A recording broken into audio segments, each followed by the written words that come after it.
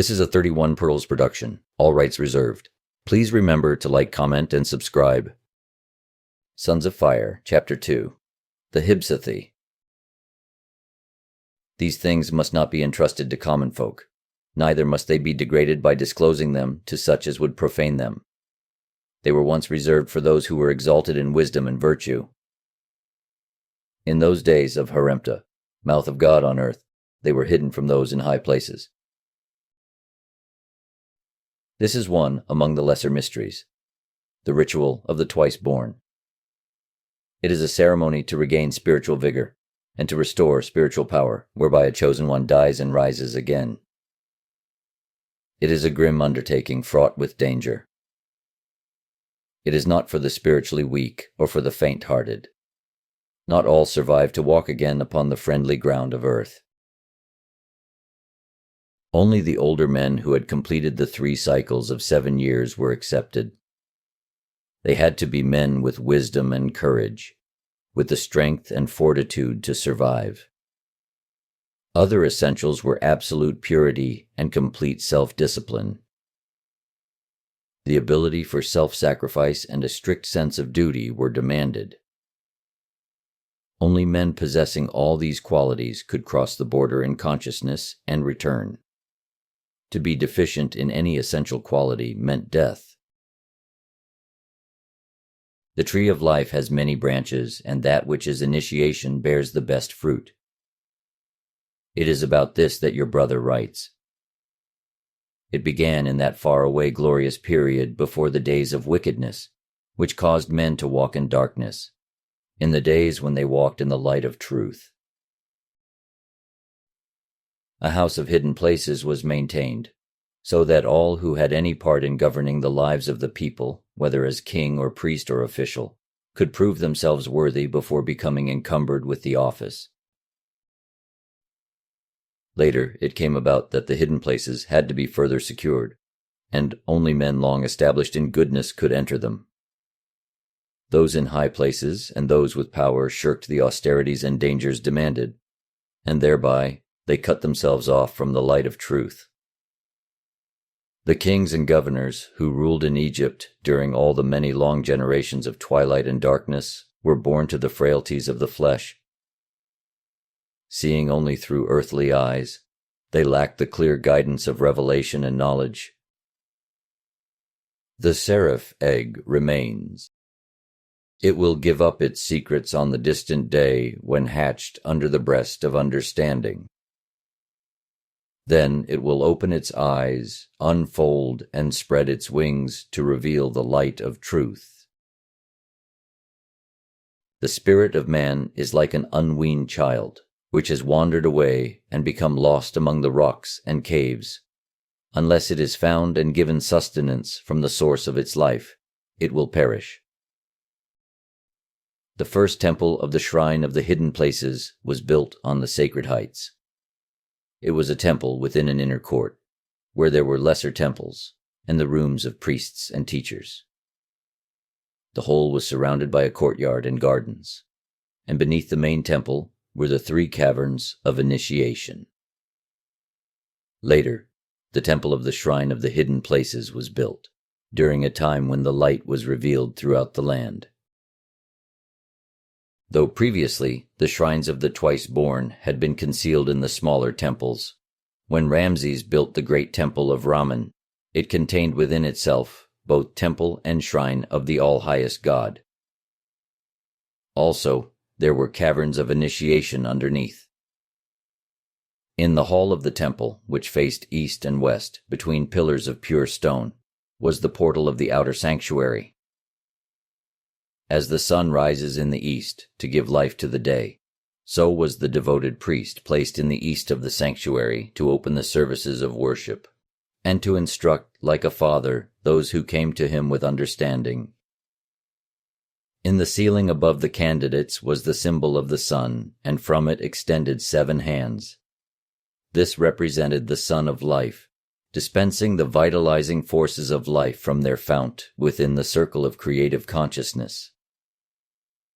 Behind the priest were representations of the 10 rays of power that flowed out from the all-highest God when he created earth, and which became the attributes of his spirit. They are love, foresight, wisdom, insight, all knowledge, strength, resolution, justice, mercy, and courage. Between the devoted priest and the wall behind him was the triangular representation of the three sublime essences: Supreme Spirit, Soul Spirit, and Forming Spirit, the three parts of Spirit ever in unity. The entrance to the sanctuary was in the east, and above this was a representation of the great eye, the secrets of which cannot be written. Before the devoted priests was a hidden doorway, and this led down to the marriage chamber. In this chamber were performed the rites known as the marriage of the soul. Here, too, spiritual nourishment could be inhaled through fragrant smoke of incense, prepared from secret essences and ingredients which activate life. Here was learned the profound secret of the soul, the secret that was in the silence. Behind the sacred place in the temple, behind the place of flame, was the thrice hidden door, and this led down to the chambers of darkness, which were before the caverns of initiation. Before the first chamber of darkness there was an antechamber containing a small lamp and light. Cut on the walls were representations of life and spirit. The candidate had studied with the priests of the upper temple for 7 years, and been observed by one of the twice-born for 7 years. Now here in the antechamber he became an anointed one. The anointed one went into the first chamber of darkness, for testing by one of the twice-born of a lesser order. Here it was discovered whether he truly desired the great illumination, and whether he had all earthly desires and ambitions under control. Here he was warned of the dangers he would have to face, and was tested for courage and fortitude. Before him now there was only one choice: victory or death. This was the chamber of the red light. Now the candidate and he who attended upon him stood before the next door, and the priest said to one who stood there, having realized by his own preparation that the external is unreal, and having eliminated earthly desires and substituted spiritual ones, he who aspires stands ready.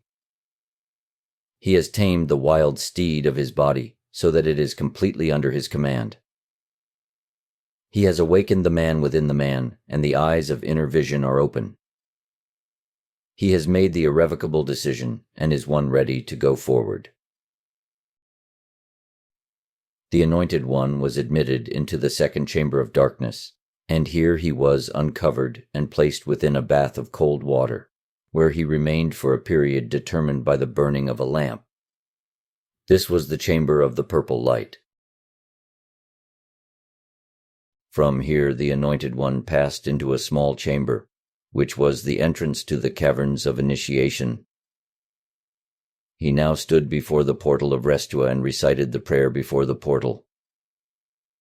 O unnameable God, give me a burden of suffering to bear, and place about my shoulders the yoke of tribulation. O God, fill the empty spaces of my spirit with pain. O grant me such fortitude that even under an almost unendurable load of distress, I may be willing to lighten the burden and suffering of another. Even as I stand prepared for the awaiting test, I ask that should I be returned to the light of earth, I be granted a share in the afflictions of others, for I need the strength given by suffering and sorrow, and will welcome them for the benefits they bestow. Then one who stood in this place gave the anointed one water to drink and said this prayer: O unnameable God, hear the prayer of the anointed one. Strengthen him with such courage and fortitude that he will not fail in his hour of awful trial, but shall pass beyond the place of terror through the portal of death, and so may shine with the protecting radiance, and therefore return unharmed in spirit and body. The anointed one entered the first cavern of initiation, and was tested there in such manner that no ordinary mortal could endure it. After 3 days, he came out saying to one who stood there, O acceptable suffering, What has been decreed is indeed best. After passing through the first 2 caverns of initiation, the candidate became an enwrapped one, and in the last small cavern of the Lord of the Twice-Born released his spirit. The enwrapped one was then placed within the womb of rebirth, and there, within the tomb of stone, he was left 7 days. Here came complete liberation of the spirit. It floated out through the confining stone and went as it willed. No words of men, however learned, can ever describe this experience. The spirit of the enwrapped one returned to the body at the behest of the Lord of the Twice-Born, and he who had survived became a twice-born one. When led forth into the place of glorification, his face shines with an inner beauty indescribable. From that day onward, his conduct and attitudes are changed, and he is at peace with all men and with himself. He needs nothing from earthly life and seeks nothing. He accepts and enjoys whatever life offers, for he has learned the answer to the riddle of life and solved the secret of the ages. Your brother was one who underwent the initiation of the Twice-Born, and he has drawn the curtain aside a little to reveal only what is permitted. It is little enough, but sufficient for you to understand why, when kings and governors rose to position and power, they declined the ordeal.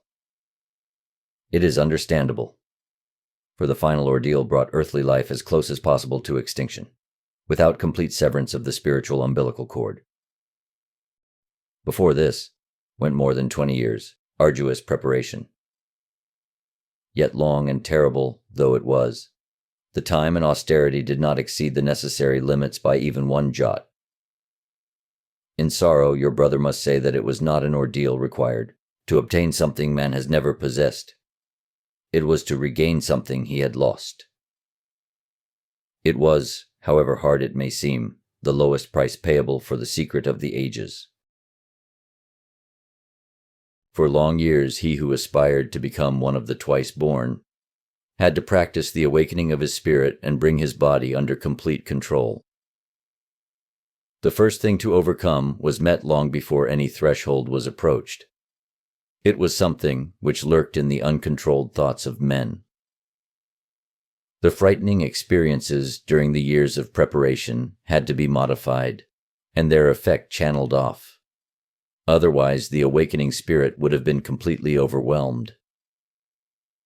As the material body of man cannot come too close to a blazing fire, so cannot the spirit approach too close to the sphere of divinity. Having arisen from the womb of rebirth, the spirit is completely freed from any doubt about the immortality of man. Can a man doubt the source of sunlight when he can see the sun arising in glory before his eyes? Having joined the Twice-Born, each man has a choice. He can go on to higher development within the realms of light, or he can remain to help others.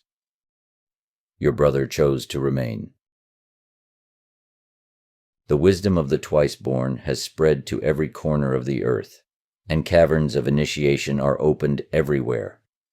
But increasingly, through the years, men have declined to undergo the austerities and trials essential to bring them into the clear light of truth. Therefore, the places of initiation decay and their secrets are lost. Men grope in the dark and try to open a door to which they have no key. If a man has not the courage or the time, the inclination or the ability, to sail to a far distant land, then if he would know about that land, he must listen to those who have made the journey. So it is with those who would know the secret of the ages. Men possess creeds of little value, because they are unwilling to pay the price of something better. Your brother has no way of explaining his ultimate experience to others. Although he has looked upon the face of truth and now understands the purpose of life, what he has seen must remain locked within the heart. Though he no longer has to be satisfied with belief alone, he cannot extend his certainty to others. Yet men forever seek him out, hoping to share with him the wonderful knowledge, which has so gloriously transformed his life. This he tries to do, within the limits imposed by his own expanded enlightenment. Beyond that, he cannot go. The spirit of the twice-born can be liberated at will. How often have you seen your brother in a state of ecstasy which he cannot describe? It is a state beginning in quiet bliss, flowing outward in bright radiance from an inner light, which can even illuminate the material darkness about him. He hears the music of the sacred spheres and sees the throbbing pulsations of life heaving about him, like waves upon the great seas. He becomes aware of an inflowing of unspoken knowledge from a surrounding power. It does not come from any one point, but appears to flow out of all things and to penetrate all things. Material objects lose their density and become visible within. They become as though compounded of 10,000 whirling spheres of brightness. Colors are no longer dull and restricted. They become infinite in depth and number. The spirit becomes lost in adoration and wonder at the beauty revealed in everything. The soul is aware of something glorious within all this, and knows it for the spirit outflowing from its source. There is a complete unconsciousness of others, for the greater sight transcends their material bodies. The spirits of men are seen in a harmony of colors, and their bodies as whirling masses of power. The experiencing soul is lost in a sea of sensitivity and feeling. There is a swelling surge of harmony, a sounding of glorious chords. It is the sea that washes the shores of eternity lapping upon the nearer strand. It is an experience that no one can give to another or adequately describe to him. It is the earned reward of those who have paid the price. It is not the only reward, for throughout the life of one who is twice born, there is boundless feeling of well-being. Sickness and disease are unknown. There is an abiding love for all men, a sense of brotherhood. And over all this, the certain knowledge of the immortality of the soul and its unity with its source. The impressions received in moments of illumination are everlasting. They fill the spirit with a glorified splendor. There are flashes of inspired visions, and the future unrolls and can be read as the past. There is a form of joyous rapture experienced by those who have risen from the womb of rebirth. And when it comes, it can no more be held back than the sun can be stayed in its rising. When the body of your brother lay enwrapped within the womb of rebirth, his spirit was carried out as on the wings of a seraph, and became lost in a sphere beyond understanding. He knew not which way to go or what to seek. Then, like a roll of distant thunder, there was a swelling sound, and there came an overdazzling light. It grew steadily more brilliant, until your brother saw a beautiful form of divine glory arrayed in a splendor beyond all earthly bounds. The cumbersome words of earth cannot do justice to what your brother wishes to describe.